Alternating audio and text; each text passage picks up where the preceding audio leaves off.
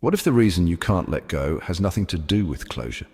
What if it's not about the unanswered texts, the awkward goodbye, or even the silence that followed? What if the real reason you're still holding on is because something inside you is still missing, and it has your name on it? Here's the truth most never hear. You're not grieving the person. You're grieving the version of you that came alive in their presence. Studies show that heartbreak lights up the same regions of the brain as physical pain and opioid withdrawal. Your body responds as if you've lost a limb, but it's worse because what you lost wasn't flesh. It was identity. It was your reflection in their eyes. You're not just heartbroken, you're disoriented, spiritually unrooted, because for a moment, however brief, you believed that love had finally handed you the missing piece of yourself. And when they left, they didn't just walk away with memories, they walked away with your mirror. Carl Jung called this projection, the unconscious act of assigning parts of ourselves onto another. Not just our wounds, but our highest hopes, our self-ideal, the traits we crave but fear we can't fully embody. And so we fall not in love with them, but with what they represent. We hand over our light. And when they leave, it feels like we were robbed of our soul. That's why time doesn't heal on its own, because the clock can't tell you how to find what was always yours. You gave something sacred away, and now the silence isn't just quiet, it's haunted. Haunted by the echo of who you were becoming. Haunted by the possibility of healing that was never supposed to live in someone else's hands. This is where most people start to tune out. Not because they don't care, but because the pain becomes too abstract. They want answers. They want relief. But relief doesn't live in the past, it lives in the return. And this story, your story, isn't about what ended, it's about what's waiting to begin. Because what you miss isn't just the connection, it's who you were when you felt seen, loved, chosen. But here's the secret, that version of you, it didn't die, it's waiting. And the way back starts with understanding that they were never carrying your soul. You were. They were just holding a mirror. And now it's time to look into it.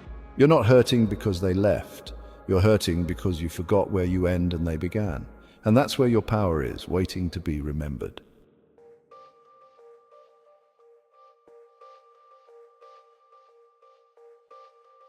They felt like destiny. You said it out loud, they're the one. Maybe even whispered it to yourself late at night when no one else could hear.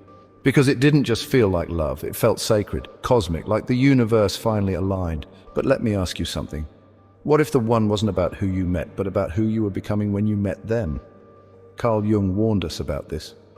When we fall in love, he said, we aren't simply discovering another person. We're discovering a part of ourselves we've long disowned. We project our self-ideal onto someone else, and in doing so fall in love with a reflection of what we most need to reclaim. That warmth you felt, that clarity, that aliveness, it wasn't magic, it was you, waking up inside someone else's silhouette. We think they carried the spark, but they were just the flint.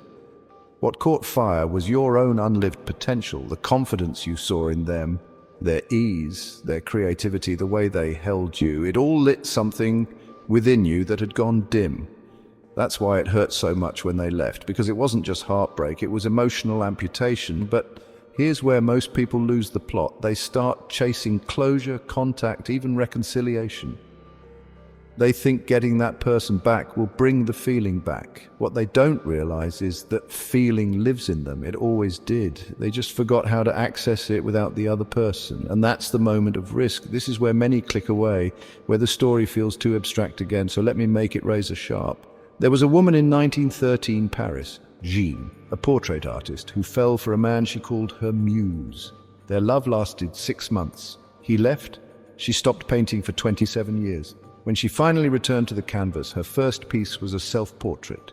It was titled The One I Thought I Lost. The gallery didn't understand, but she did, because she wasn't painting him. She was painting the part of herself that she believed only he could reach. You see, the one isn't a person, it's a portal, a brief, burning glimpse of your own wholeness, reflected in someone else's eyes. And when that reflection disappears, the journey isn't to replace it, it's to become it. So if you're stuck in the memory, spinning in grief, trying to make sense of what felt so real, stop chasing the mirror, start reclaiming the light, because it was never them, it was never fate, it was you. The soulmate you can't let go of isn't a person. It's a version of you that you only allowed to exist when they were around. but they're gone, and you're still here. That should tell you everything you need to know.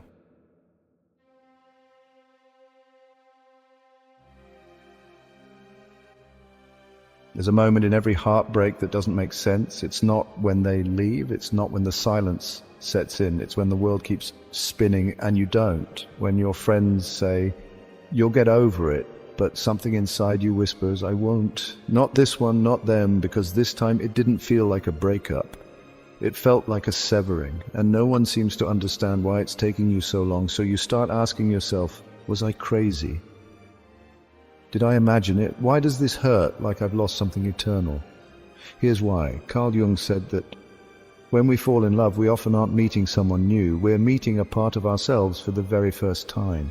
An ancient unconscious image, a silhouette of the soul. He called it the anima, the animus, the hidden opposite within each of us, the one we seek without even knowing we're seeking. And when someone shows up who matches that inner blueprint just enough to trigger the recognition, we don't just fall in love, we fall into meaning, into myth, into the story our psyche has been waiting to complete. That's why it feels divine. But what feels like destiny is often projection. We don't just fall for who they are, we fall for who we need them to be. That feeling of finally, that sense that they see you, that you've known them forever, that this love was always written into your life. That's not evidence of fate, that's evidence of activation. Your soul recognizing its own reflection in another's form. But here's where it gets dangerous. Because once the projection is in place, we don't see them anymore. We see us disguised as them. We see our dreams, our longings, our unlived life. And we mistake it all for reality. And the cruel twist? The more intense the projection, the more painful the fall. Because the person can't live up to the role. They forget to say the right thing. They act like themselves instead of the fantasy. They show their flaws, their hesitation, their very human limitations. And we begin to unravel, because when the illusion breaks, we don't just lose the relationship, we lose the dream. We lose the part of ourselves we believed only they could unlock. But that's where the deeper truth lives. You didn't fall in love with them. You fell in love with the part of you that they awakened, the part that laughed more easily, trusted more deeply, dreamed more boldly, and that part still exists. It didn't vanish when they did. In fact, it's only now, when the projection has shattered, that you finally have the chance to see it clearly, to take it back, and this time to live it as your own. They weren't your soulmate. They were the trigger, the mirror, the silhouette of your missing half. And now that they're gone, the question isn't, how do I get them back? It's how do I become the person I thought I could only be when they were near?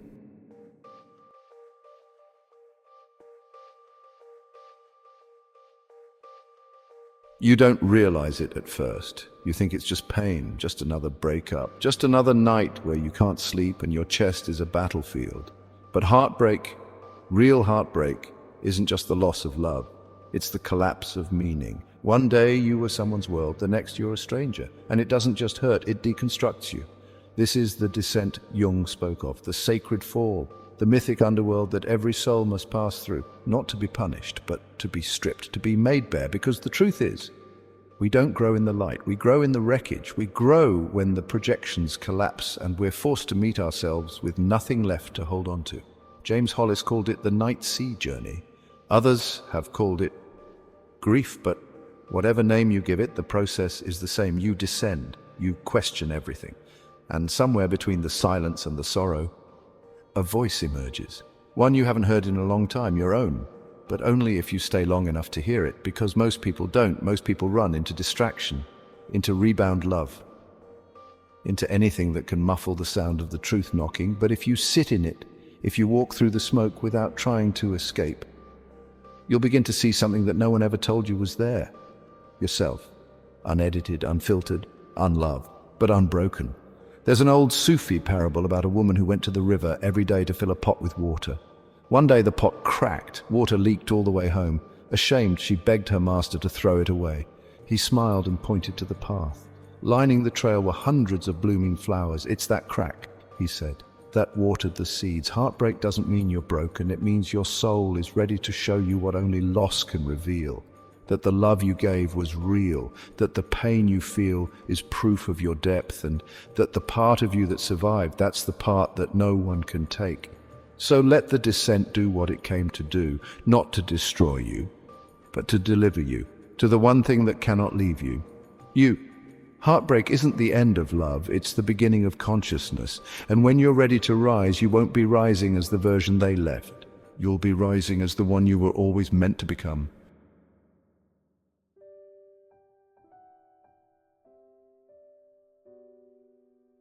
You didn't just give them your time, you gave them your spark, your laughter, your stillness, your creativity, your gentleness. And somewhere in the whirlwind of it all, it began to feel like those parts of you lived in them, as if they were the keeper of everything good that had ever bloomed inside you. So when they left, it felt like you were hollowed out. But what if that's the illusion? Robert A. Johnson, a Jungian analyst, wrote about the concept of inner gold, the sacred, beautiful, irreplaceable parts of ourselves that we don't know how to own. So we project them, we give them away unconsciously to people we admire. We convince ourselves they are the source of inspiration, of clarity, of courage. But that's the trick, that's the trap, because the traits you loved in them, what they made you feel, what they awakened in you, those weren't imported, they were reflected. You were staring into a mirror made of another person. And now you're being asked to do the unthinkable, to retrieve the gold, to take back what you thought could only exist in their presence. This is the most difficult part of healing, not because it's painful, but because it's unfamiliar. We're trained to believe that the best parts of us are activated by someone else's love, that we need a muse, a partner, a witness. But healing asks something radical. It asks you to become the witness yourself. To be the muse, to be the safety, to be the one who sees yourself clearly enough that love no longer feels like a rescue mission. Try this. Think of the quality you miss most, the energy you felt when they were in your life. Maybe it was the playfulness, maybe it was the boldness, maybe it was simply the feeling of being fully seen. Now ask, how can I give that back to myself? Not as a trick, not as a performance, but as a form of devotion. Because reclaiming your gold isn't about pretending the relationship didn't matter. It's about honoring what it revealed and choosing to keep the parts that were always yours. Jung called this individuation, not independence. Individuation, becoming a unified whole version of yourself, not split between the person you are and the person you handed over to someone else. And the most beautiful part, this isn't about waiting until you feel whole to love again. It's about loving again because you feel whole, so that when you choose someone next time, it's not out of need, it's out of resonance. You won't be looking for someone to complete you. You'll be looking for someone who reflects the wholeness you've already claimed. And if that sounds impossible right now, if you're still in the fog, still aching, still trying to figure out how to feel normal again, just remember this. The love you felt was real, and the growth it demands from you now, that's real too. They carried your light for a while, but it was never theirs to keep. It's still yours. Pick it up. Shine it forward. You don't need someone else to turn you on. You were the electricity all along.